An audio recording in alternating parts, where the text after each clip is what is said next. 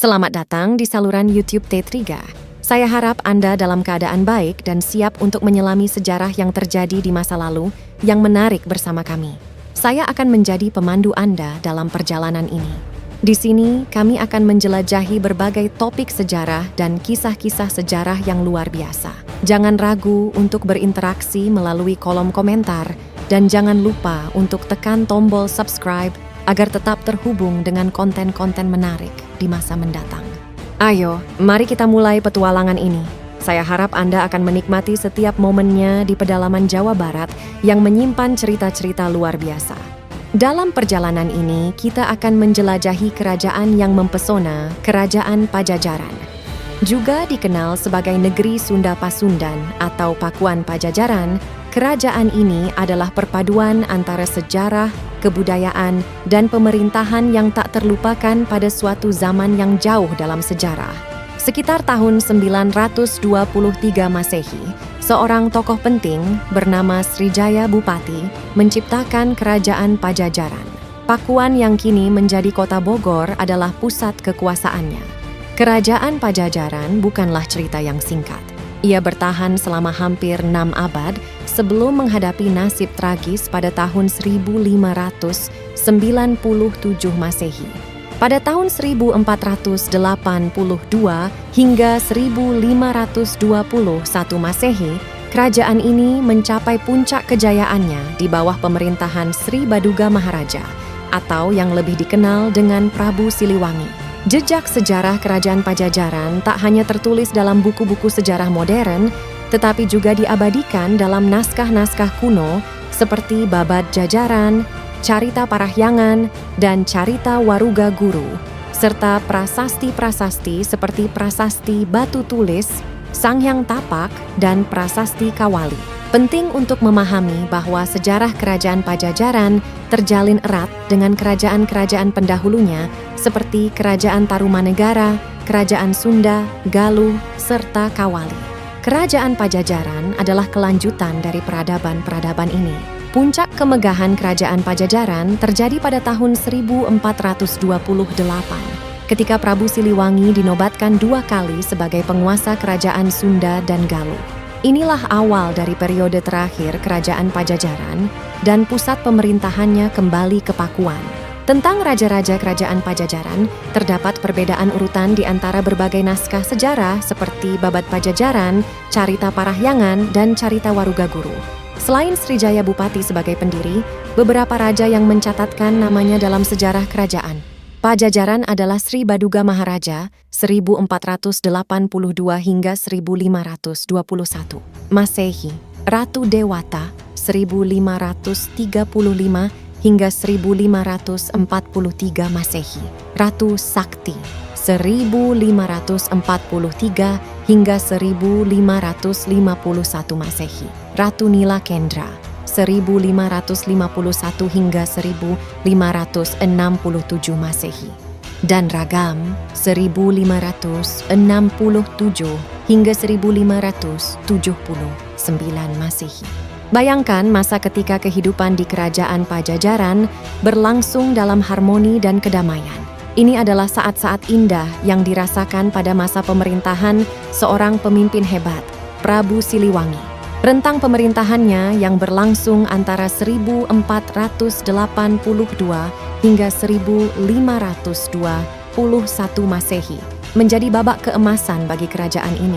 Prabu Siliwangi memulai kepemimpinannya dengan langkah yang berani dan adil. Tindakan pertamanya setelah naik tahta adalah membebaskan penduduknya dari 4 macam pajak yang memberatkan mereka. Tindakan ini mencerminkan komitmennya untuk menghadirkan kesetaraan sosial dalam masyarakatnya. Selama masa pemerintahannya, Prabu Siliwangi dikenal sebagai sosok pemimpin yang menjunjung tinggi prinsip kesetaraan. Meskipun sempat mengkhawatirkan hubungan yang terlalu akrab antara Cirebon dan Demak, ia berhasil menjaga agar perselisihan ini tidak berkembang menjadi ketegangan yang serius.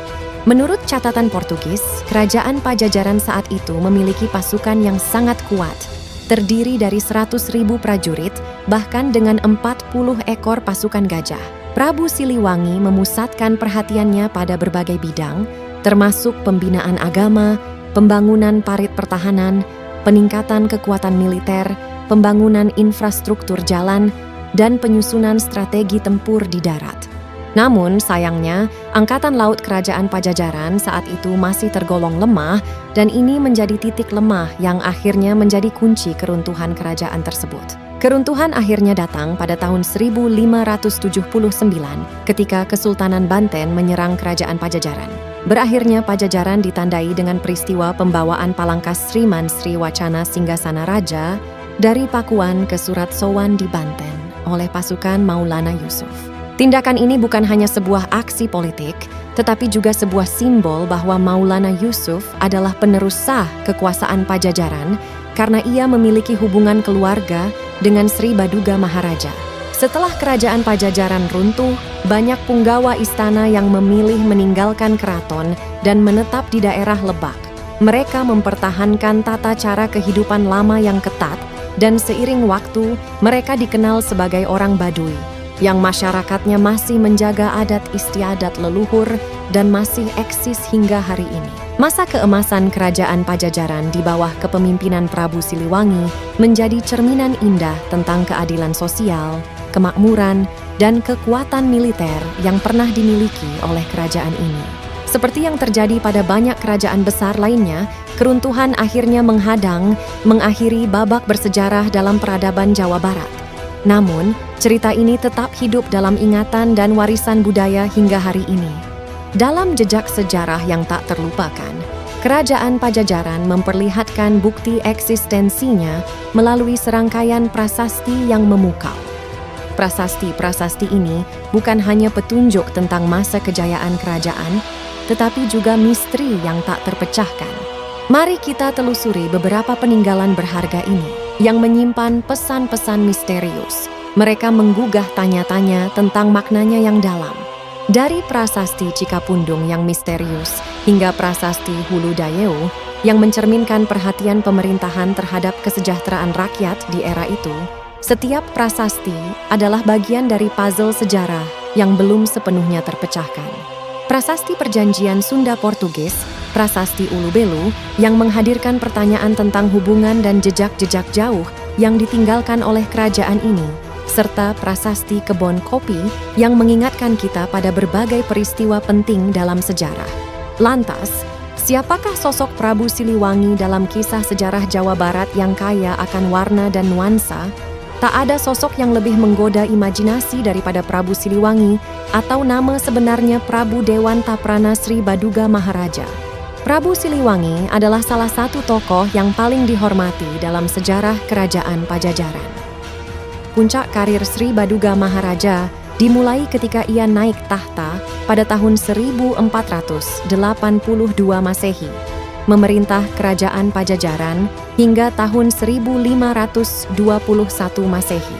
Di bawah pemerintahannya, kerajaan Pajajaran mengalami perkembangan pesat yang mempesona. Prabu Siliwangi bahkan dinobatkan sebanyak 2 kali sebagai raja untuk memegang mandat kerajaan.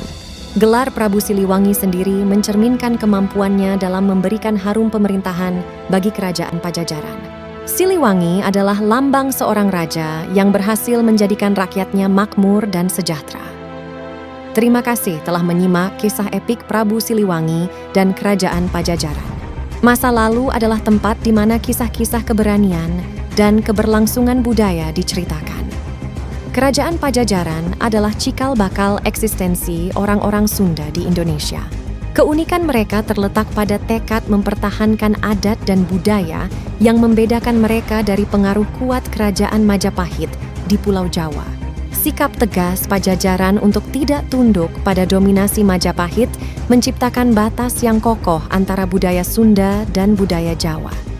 Ini adalah penghalang yang menjaga adat, budaya, dan bahasa Sunda agar tetap lestari hingga hari ini. Bayangkan jika sejarah berjalan berbeda. Jika Pajajaran dan Majapahit bekerja sama, kemungkinan besar kita akan menyaksikan akulturasi budaya yang unik dan mungkin munculnya sebuah rumpun suku yang baru dengan adat istiadat dan bahasa yang berbeda. Contohnya, kita bisa melihat bagaimana Kerajaan Blambangan dan Kerajaan Bali menciptakan suku Osing di Banyuwangi. Mereka memiliki budaya dan bahasa yang berbeda dengan Jawa maupun Bali, tetapi tetap memiliki kemiripan dengan keduanya.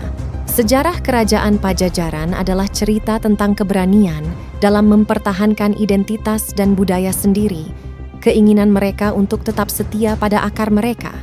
Ini adalah salah satu alasan mengapa bahasa dan adat istiadat Anda masih mekar hingga hari ini. Terima kasih telah menonton video kami di saluran YouTube T3. Kami harap Anda menikmati cerita sejarah yang kami bagikan.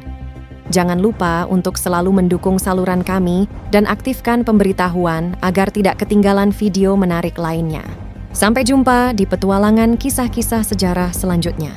Salam pecinta sejarah dari T3.